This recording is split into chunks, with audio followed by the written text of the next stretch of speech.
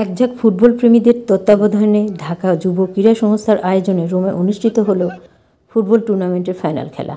মোট 12টি দলের অংশগ্রহণ ছিল এবারের প্রতিযোগিতায়। ফাইনাল খেলাটিতে অংশগ্রহণ করে বিডি রুমা ফুটবল ক্লাব ও বৃহত্তর সিলেট স্পোর্টিং ক্লাব। দুই পক্ষের তুমুল লড়াই শেষ পর্যন্ত 3 গোলে বৃহত্তর সিলেটকে পরাজিত করে বিডি রুমা ফাইনালের ক্লাবটি নিয়ে ঘরে ফেরে।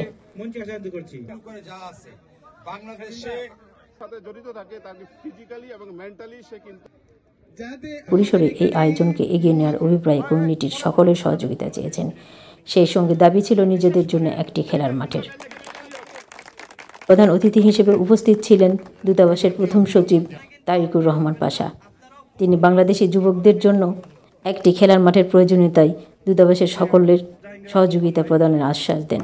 দূতাবাস খেলার মাধ্যমে মানসিক শক্তি, শারীরিক সুস্থতা ধরে রাখার পাশাপাশি একটি সুস্থ ও মানবিক বোধ সম্পন্ন মানুষ হিসেবে নিজেকে উপস্থাপন করতে পারে, এমনই বলেছেন উপস্থিত বাংলাদেশ কমিউনিটির নেতৃবৃন্দ।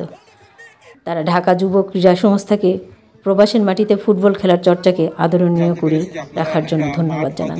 করার চেষ্টা করছেন এবং এই বিষয়ে আমি যেটা বলবো যে দূতাবাস আপনাদেরকে আমাদের যে সামর্থ্য অনুযায়ী ইনশাআল্লাহ আমরা সাহায্য করব।